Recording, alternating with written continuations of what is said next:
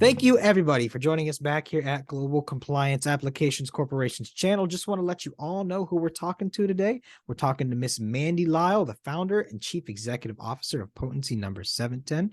We're going to talk about why she is a reseller with GCAC, and we're going to dive into her past. So, Mandy, how are you doing, and are you ready to get into it? I'm doing great, and I'm always ready. Perfect. So first off, prior to getting involved in talking about the reseller side of things, talk to me about yourself, how you got to where you are in the beginnings of Potency number 710. Oh, wow. I don't have that much time to tell you everything. I'll try to fast forward through the most part of it. I was born in a small town in Kentucky. So when people talk about building community around building a brand, how important it is, I already knew that going into it. I knew that I didn't want to burn any bridges living in a small town ever in my life. I'd watched too many people that burned them and didn't have a good outcome of that. Right. So one of them was my father. My father actually spent 15 years in prison for medical or for cannabis back in the day. I wish it was medical, but cannabis back in the day. So a lot of people say I'm selling redemption right now with my, being able to sell the same plant that my father had spent so much time in prison for. And through that experience in my life, that taught me how to take ugly situations and turn them into something beautiful. And that's kind of the mindset that I've always had in my life, that no matter what kind of storm or what storm blew in which way, that there was a beauty in it somewhere. And so I just have a gift of finding the beauty in everything. So I think that's what led me into the skincare industry at a very young age. So I've been an esthetician since I was 20, and very conscious of ingredients from a very young age, where most people weren't reading labels until probably this year. I've been reading them for a long time. Being an esthetician and then moving to LA later and seeing that where cannabis and CBD and all of these cannabinoids were headed, it was a no-brainer that I began to work with these plant oils, because I had gotten to work with all the other plant oils. That's the, the rosemary, the lavender, the geranium, and all these other beautiful oils.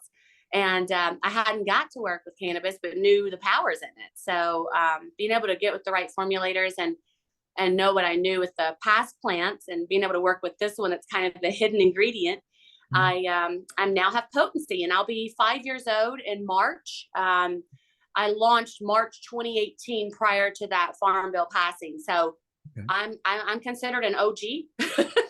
Interesting. So I guess from there, you mentioned like sourcing your ingredients rather close to me. Tell me about the importance of that. And it seems to be something that's catching on more now.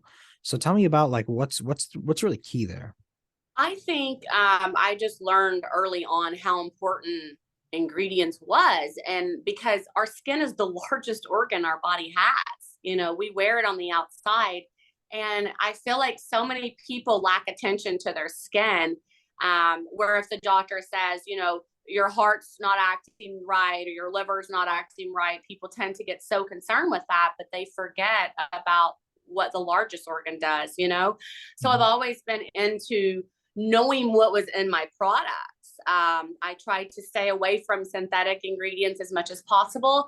So that led me to more indie type craft brands than it did your larger scaled brands at the Sephoras and the Ultas and all your larger departments, because they have to use so much synthetic ingredients as a preservative.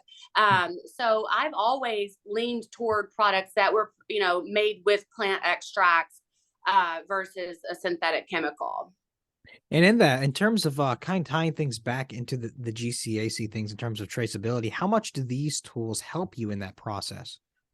Oh gosh, that's going to be such a helpful tool. And the fact that they're actually gearing towards small brands like mine is an amazing advantage, because that's a lot of things that we don't get a lot of advantages in these and as a small brand. Just like speaking about sustainability and packaging, when you go to really look into those more sustainable packaging, their minimums are sometimes 10,000 at a minimum. And smaller indie brands, we can't do that. We're always shifting and changing, and it's really hard to order 10,000 of one bottle each time. So I'm just not there yet. So I try to be sustainable in other ways, and for GCAC to be able to tell my story of what the progress is and how it began and where I'm going and what my intentions are.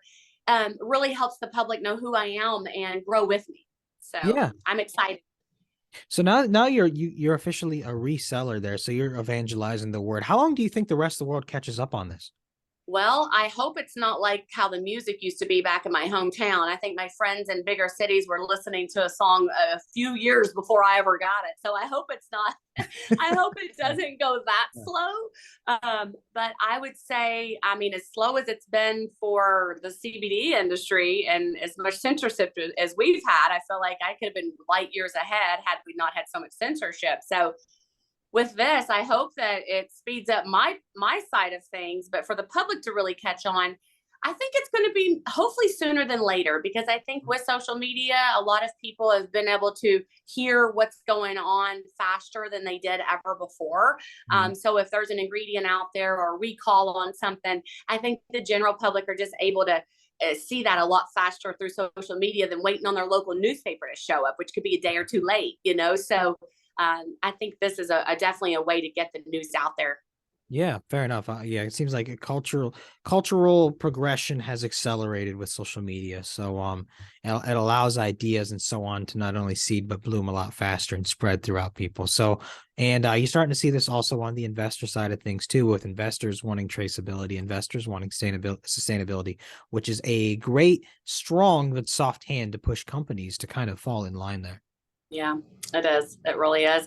I'm bootstrapping this brand, so I do play some on this side with investors, just learning about investors, learning about why I would, even want to have an investor if I needed one, or if I was going to be okay to be bootstrapping. You have all these questions as you're growing a brand at what all will I really need, and how much will I really need, and can I do this on my own, and how much of my company do I want to give away? And, there's all those questions when you're on that side of things, especially talking to an esthetician who stays behind the chair and likes to live in a peaceful place. I don't like to talk numbers a lot. So Yeah.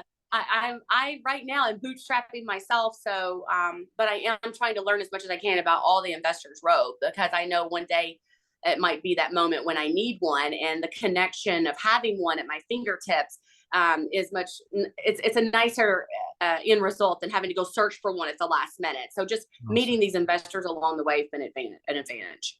Wonderful, Mandy. Well, thank you for coming on and introducing yourself and talking about Potency number 710 and your tie in GCAC. I really appreciate it. But if anyone has any other questions, don't be afraid to send them over. And Mandy, last words from you before we go.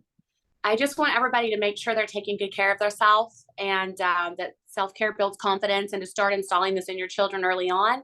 And that GCAC, I'm super excited for what they're going to bring and being able to share my story. And just thanks for having me on. Wonderful, Mandy. Thank you so much. And please have a wonderful day. Thank you.